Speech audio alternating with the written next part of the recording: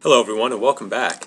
So I have a really great video here I want to show you. This is almost a perfect battle by one of my viewers. His name is Indypride. I only have a few criticisms, some of which are really more suggestions than actual criticisms. This is a really great battle. You can learn a lot. So let's jump right in and look at the setups. We're here on the left side, doing what I would do and starting on the production building side, or the workshop. I don't know why I keep saying that. Whatever. The workshop side with the defense bonus is Indypride here in blue. His setup is one bow warrior monk and one fresh matchlock warrior monk for his ranged component. Two light cavalry over here, whose significance I will talk about in a moment. A naginata samurai, and then three nodachis and a katana. Not sure I'm like that infantry setup. Maybe I'll talk about that in a little bit. But anyway, and then over here we have a bunch of cavalry. Let's see, one great guard, three katanas, and the Yari cavalry. So he's got the crab corps going on over here, or the crab deployment rather, setting up his cavalry on the enemy's side of the field, laying in wait for a perfect moment. I love to see people do the crab deployment. It's such a great aggressive maneuver, and kind of risky, but I love that aggressiveness. Anyway, over here we have Yellow. He has a very spear-heavy army. He has two katanas back here, but then he also has a Naginata warrior monk, two Naginata samurais, and two Yari samurai.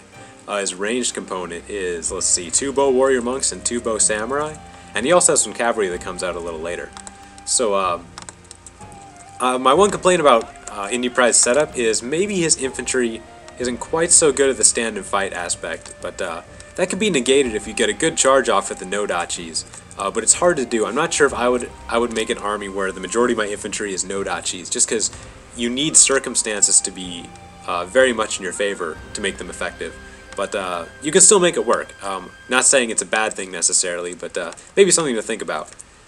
So in terms of advantages, fairly even, but I think blue has an advantage with 4 katanas versus yellow's 2, and then he has a lot of spears too.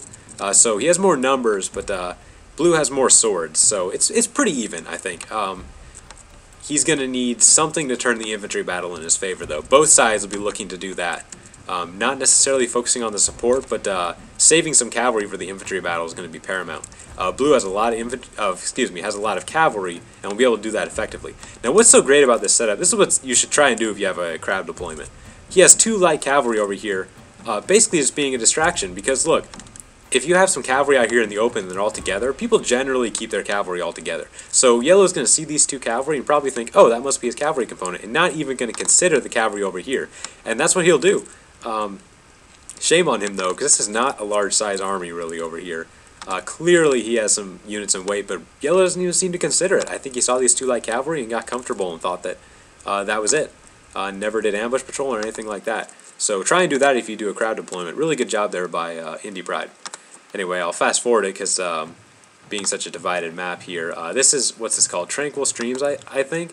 I used to like this map, then I had a horribly scarring experience against Matchlock Monk Camper here. We were on opposite sides of the river, and he just set up here with a bunch of Matchlock, rank 9 Matchlock veterans, and there was no way I could cross the river to attack him. And every time I tried to move, like, he would just follow me, and then it was horrible. It scarred me for life. Anyway, I do like this map, though. I've had a lot of really great battles here. So blue is going to do some interesting stuff here with his light cavalry, running him over to the far end. Looks like they're also on ambush patrol, and look what they found. 2 Yari cavalry. He was also doing a little crab deployment here. So good job, blue, by scouting. Yellow should have taken the same advice and done the same. But his cavalry's going to get spooked trying to do an ambush, and once they were found, decided it wasn't worth it, and ran back across the river. So they will be capping buildings for a while. Now they get pretty close here to the cavalry, but blue is being very patient, which is a good thing. Waiting for the perfect moment is a good thing to do. I think he could have gone earlier. Now at this point, when they're all setting up to capture the buildings, Yellow is very spread out, and his archers are kind of exposed along this angle. So he could have used his light cavalry to distract and brought him across the river and made his infantry kind of shift to this side to protect against early cavalry action, and then when he was distracted looking north, the cavalry from the south could have ran out and done some early damage. But still, not a bad idea, because look, the infantry battle is pretty similar, and with all these ranged units, you don't want to get your melee caught up in the river, let's say, and just get shot to pieces by the superior ranged army that Yellow has. So still a good idea to conserve your cavalry in this situation.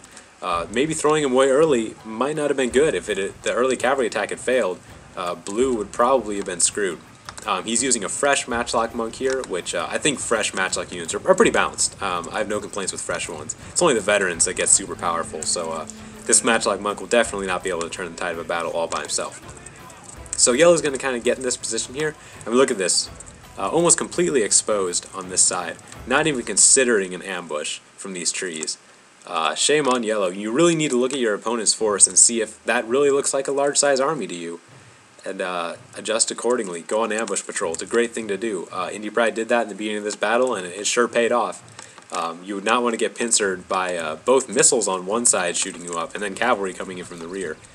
Would have definitely turned the infantry battle in yellow's favor. Because with those missiles, he has an advantage in the infantry fight. If you can just pin him down in the river, those missiles will just tear him to pieces. Especially because he has a lot of katanas and nodachis, which means that they will take arrow damage pretty heavily. He does have one naginata though. He'll do a great job screening the attack with that naginata, which is what you should try to do if you have a naginata samurai. Warrior monks aren't so good for that with their low armor, but the samurai, they're really good at taking arrows. So yellow's kind of shifting, putting his cavalry over here in this forest for a while. It's really hard to use cavalry once the battle is started because there's such a narrow gap here. It's hard to move your cavalry in, so if you can, you really want them on the other guy's side so they can sweep in from behind. Putting them here is nearly useless because it's very easy to just set up a spear on the cavalry side and just ward off the cavalry attacks because they just have no room to move. I mean, look at this. These 4 infantry units here, I guess these are bows, but technically infantry, are pretty much the width of the river, so it's very hard to maneuver cavalry around the back. Anyway, all the buildings have now been captured, and they will soon be pressing the assault. Let's see here. Oh my gosh, I forgot about this. Indypride is going to do a really, really great job skirmishing. This is one of the best skirmishes I've ever seen, I think. We're going to see Indypride with this 1 bow warrior monk do a really great job of really thinning out these 4 bow units that yellow has. Now, these are rank 9 bow warrior monks. Look at that range on them. Just crazy, all the way across the river there. And so that's going to press yellow into reacting. He's obviously not just going to sit there and take it. But yellow makes a bad move, only moving 2 archers up. Probably should have brought all 4, because you really want to take these guys out. Now, if you look at the terrain, blue has a nice little hill he's on top of, which gives him a really nice angle to shoot into the enemy bows. As you can see, the enemy bows will not kill very many of them. None of them have died yet. I'm not sure if they've gotten a volley off. I thought I saw one go. But here comes the first one. And look at the arrows. Not having a very good angle. Only 1 died in that fire attack. He's at 49 out of 50. And he's just tearing into the bows. I killed a couple more, so he's down to 47. But meanwhile, let's look at this one. This one's wavering in at 15 men. 13 now. This bow warrior monk's at 45. So he's just tearing up yellow's bows. But that's not even all of the good things about this skirmishing action. Not just what he does with the bows, it's what he does with the light cavalry too. I haven't really done this in a long time or seen it in a video recently, but chasing off bows with cavalry is a great way to turn a skirmish in your favor. So he's going to move his bows up to respond to the 1 bow warrior monk, and then the light cavalry is going to come up and chase him off, so the bows will be constantly moving and just giving time for the bow warrior monks to just lay into him, pretty much unhassled. When they're moving, obviously, they're not shooting. So the cavalry is just going to do a really good job of simply scaring them off. And now the bow warrior monks have free shots. So really, really great skirmishing. He uses 1 unit effectively and pretty much neutralizes 4. He's already routed 1, and he's done a lot of damage to this one. They're down to 21. These 2 are pretty much fine, but they won't be once the monks get more shots in. And there they go, reforming and are starting to shoot again. So I think he's moving them now. Nope, just reforming. And they will be back to shoot at them even more. That might be the extent of the cavalry action. Let me just double speed it here. We got some nice shots going off. And they're doing a good job. The powerful bows of the bow samurai, or of the bow warrior monks, are just piercing through the samurai armor. This one's down to 29. I mean, look at this. He's just tearing these bows apart. And yellow's bow advantage has been almost neutralized. There are 2 half-strength units and 1 full-strength unit.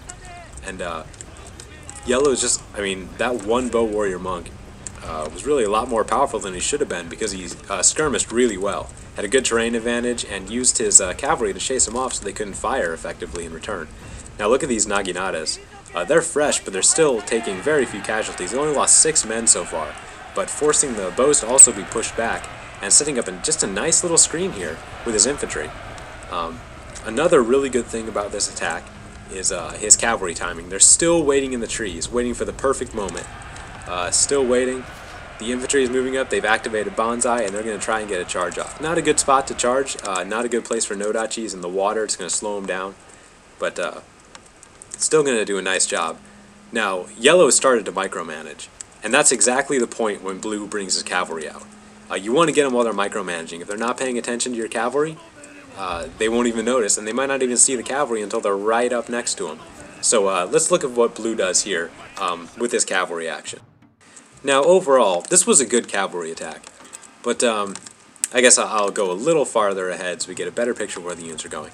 Now, what could we have done differently in this attack to make it more effective?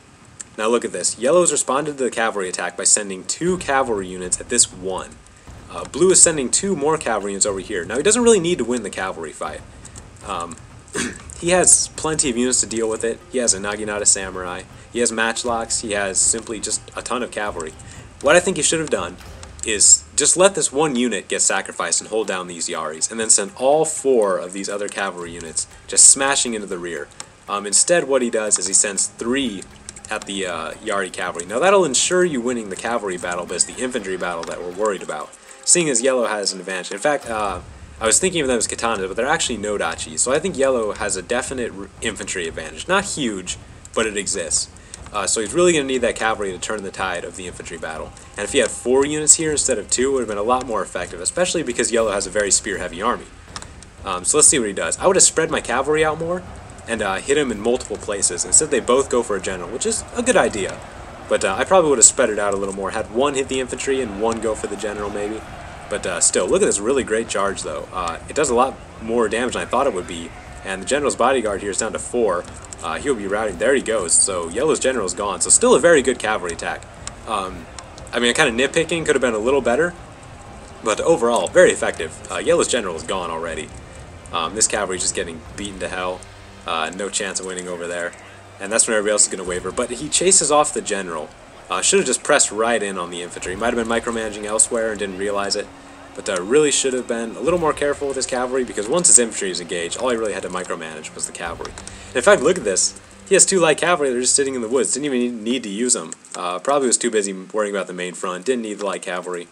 So no big deal there, ignoring them. But these 2 cavalry units should have been right back in the infantry fight. But still, it's kind of a nitpicking sort of thing, because the battle was basically won. And in fact, yellow just conceded. So look at that battle. That's what I mean by taking a battle in your own hands.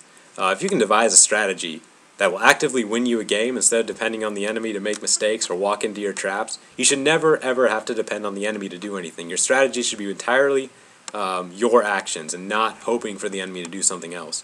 Your actions can push the enemy into doing what you want him to do, but in the end it has to come from something you do. And Indypride did very well there, being proactive, and really he just controlled that battle. He made yellow do what he wanted him to do. Made him respond to his skirmishing with the bows, use his cavalry to chase him back, tied him down with the infantry, got him distracted, and then hit him with cavalry at the last moment. So really, really great job there. One of the best battles I've seen in a while. I mean, he just thrashed yellow, and did it all through his own work. Yellow, I mean, he didn't really do that bad, besides not checking for infantry. I mean, it's not like he was a terrible player, but he got destroyed because Indypride had a really great grasp of strategy. So congratulations there, Indypride. A really great battle. So thanks for watching, everybody.